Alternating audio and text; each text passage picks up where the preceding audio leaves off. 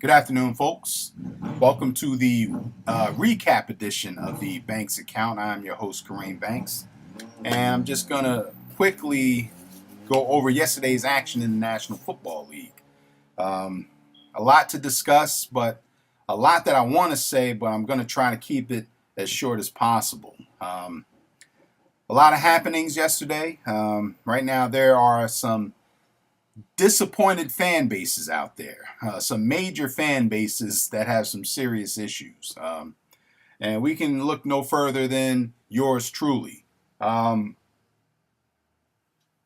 not sure what's going on out there in Pittsburgh.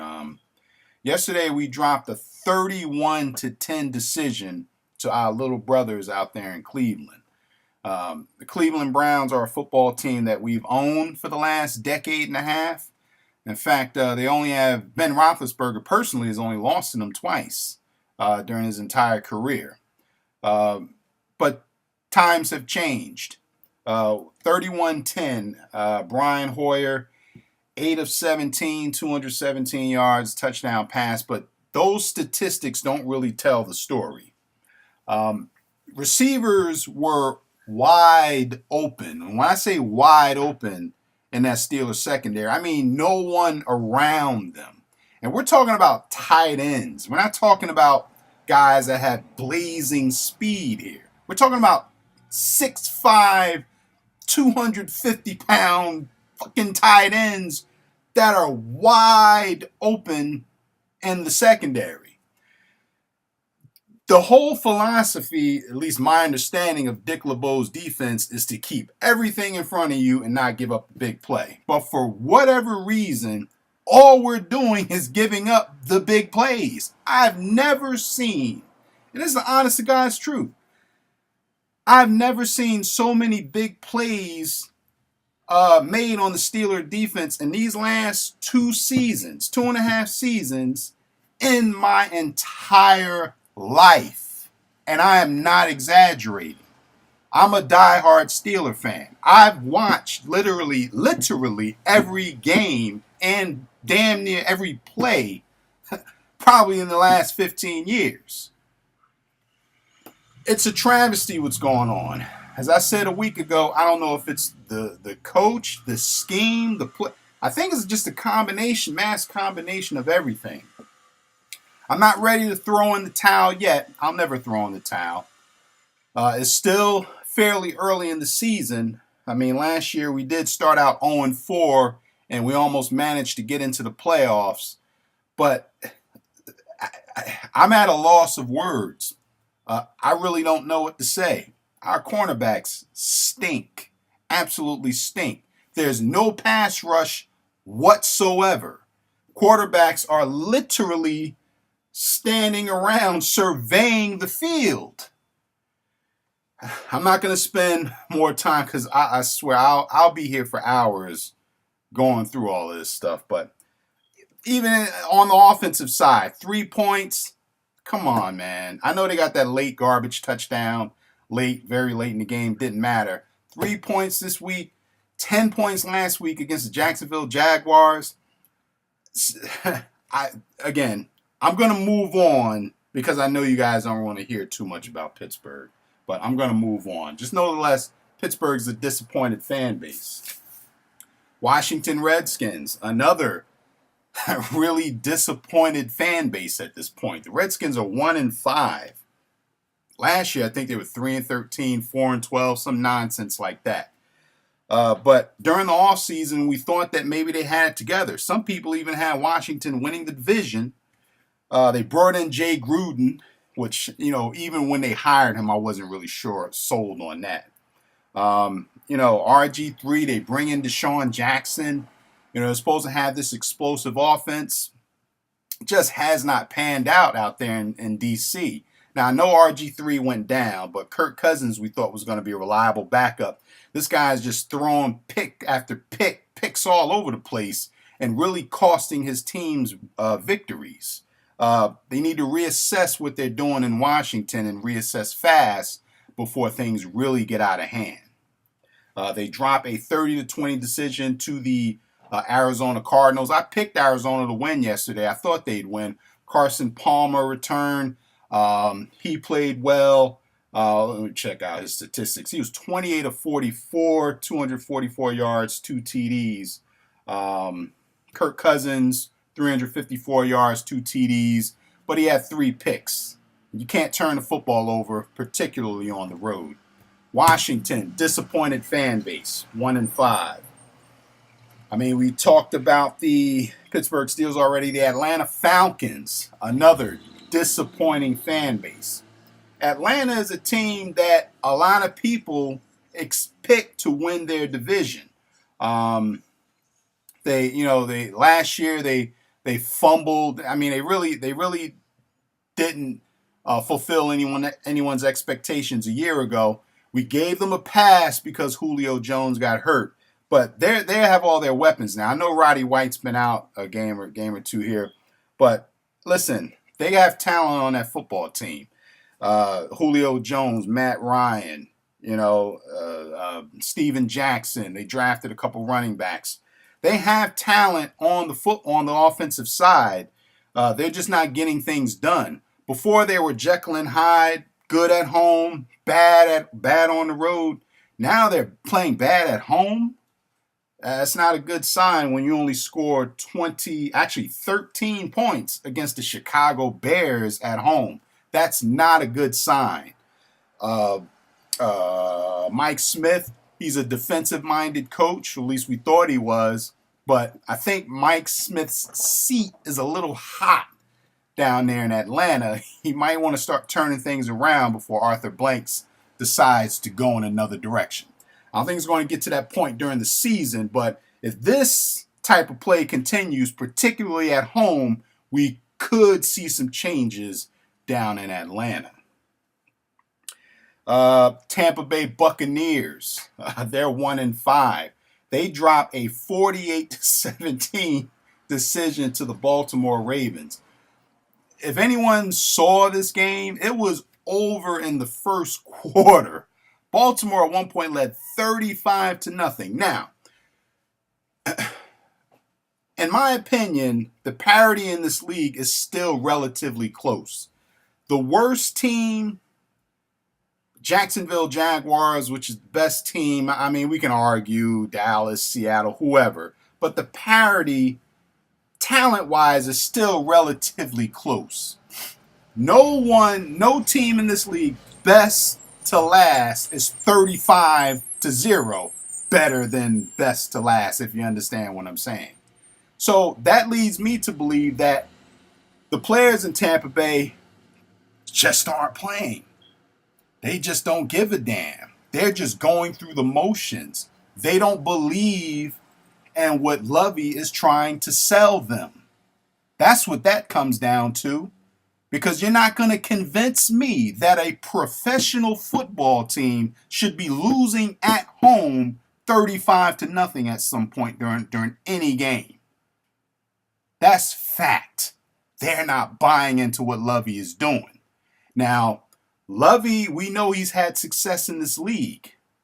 So, do you change the players? I don't know. I don't have an answer to that. But right now, those players just are not buying in to what Tampa, the coaching staff in Tampa, is preaching. That's clear. We'll move on. Baltimore looked good. Joe Flacco, 5 touchdown passes, 306 yards. Mike Glennon had over 300 yards, but it was mostly garbage yardage. The game was decided after the first quarter. Good win for the Baltimore Ravens, 48-17 win over the Tampa Bay Buccaneers. Now, let's go to the flip side of it. You got your optimistic fan bases. Now, I know you got your Green Bay, Philly, Denver, Cincy, New England, but those teams are pretty much right where we expected them to be. The teams that are optimistic and are not where they're supposed to be, those are your optimistic fan bases. Let's start with the Dallas Cowboys. Listen, it was a good game. We thought it was a good game. I took Dallas with the points. I didn't think they'd win, but I said that they would keep it close. But listen, if you watch that game, Dallas dominated that football game. They controlled it from start to finish. I know Seattle they lucked out on some Norris points. They took advantage of some Norris points. But for the most part, Dallas controlled it from start to finish. They had their miscues. The punt, the guy bumbled the punt. Romo, I think it was a snap where he missed a snap. But for the most part, Dallas controlled the line of scrimmage on both sides of the field, offense and defense. They attacked Richard Sherman. DeMarco Murray, what was his stats? What did he finish with? I know it was over 100 yards. 115 yards on the ground, 29 carries. That means they're just mauling like they normally do. Now, we know Seattle has an excellent defensive front, and the fact that they're at home. Dallas went on the road and did this. Now, listen, if Dallas continues with this philosophy and continues with this course, which is defense and running the football, that philosophy is tried and tested. I don't care what year you're in, what decade you're in, the 90s, 80s, 2000s, 60s, 70s. If you are able to run the football, limit your turnovers, and play sound, solid defense, you will be in the mix every single year. In my humble opinion, if this course in Dallas continues, can I say Super Bowl in Big D? Maybe. We'll see if they're able to keep it up. If they're able to keep it up. But right now, give credit where it's due. Right now, they are the best team in the NFC, in my opinion. I mean, you can argue Philly. I know Philly's right there. Certainly Seattle again. They're going to have, you're going to have to answer to them down the line. But right now, the Dallas Cowboys are the best team in the NFC. So kudos to the Dallas Cowboy fans. You earned it. Enjoy it. Let's see. The San Diego Superchargers. Listen. The Chargers defense, they're 5-1 right now. Defense is playing outstanding. Phillip Rivers is slinging the rock all over the field. Aside from Antonio Gates, we don't really know who he's throwing to. But nevertheless, their offensive scheme is working. I mean, he's 300 yards, 3 TDs week in and week out. How do I know that? I have him on my fantasy team. He's my quarterback. He's coming through big for me. But be as that may, the Chargers are a solid football team. Kudos to Mike McCoy for putting together a solid test. Oakland Football Raiders, I know I went off on them a little bit yesterday. Let me see. Let me check Carr's stats if I can find them over here. But a much better performance. They came out with some spirit. They came out executing well. Let's see. Carr, he finished with 282 yards. He had 4 touchdown passes, 18 out of 34. I want to pick percentage up a little bit. McFadden ran the ball well. He averaged 5.5 yards a clip. That's a good job. But the story is just too much Phillip Rivers, particularly down the stretch. He took him down the field. I know Oliver got the touchdown at the end, but it was Rivers that brought him down the field. Good showing by Oakland, but close only counts in horseshoes. I think it's the game, horseshoes. So the only wins and losses count in the National Football League. They're 0-5 right now. They need to get it together out in Oakland. But again, much better showing. Optimistic fan base, San Diego Chargers. You can put them in that list. And then the Cleveland Browns. I mean, I talked about this game a little bit earlier. They went out, and I said yesterday, this was a statement game for the Browns. This was a game for Cleveland to show, hey, we are in the building. We are a team to be reckoned with. Well, they went out and did just that in a convincing manner. They dominated Pittsburgh from the second quarter on. It was all Cleveland. Second quarter on. They got ran on a little bit in the first quarter, but Pittsburgh didn't score any points. From the second quarter on, it was all Cleveland. I know Hoyer didn't. I mean, his stats, if you looked at his stats, they weren't that great, but that didn't tell at all. gaping holes, running holes opened up by the Cleveland offensive line. Ben Tate, 25 carries, 3.5 yards a carry, 2 touchdowns. Receivers just wide open. I mean, it's probably a combination of just bad play by Pittsburgh in conjunction with Cleveland. I'm not going to give them all the credit yet. I'm still not totally convinced, but nevertheless, they won their statement game. So if you are a Cleveland Brown fan, you are extremely optimistic. Going through the rest of the games, you had Detroit knocking off Minnesota 17-3. A week ago, I said I was big on Detroit because they sort of have this sense of maturity. I didn't know if they'd show it on the road yesterday at Minnesota without Calvin Johnson, but they did. They got it done. Matt Stafford, 19 of 33 for 185 yards, but yet they still managed to win the game. That's telling me that there's sort of a shift in philosophy out there in Detroit. When the last time you seen Matt Stafford throw for 185 yards and Detroit win? You don't see it, but you're seeing it this year. Bridgewater struggled. He had 3 picks, only 188 yards, throwing a ball, no touchdowns. They couldn't run the ball. Detroit's defense is stout. That's another team that's going to cause a little bit of trouble out there in that NFC. But good job by the Detroit Lions. They win 17-3. Last night, we saw the Philadelphia Eagles demolish the New York Football Giants.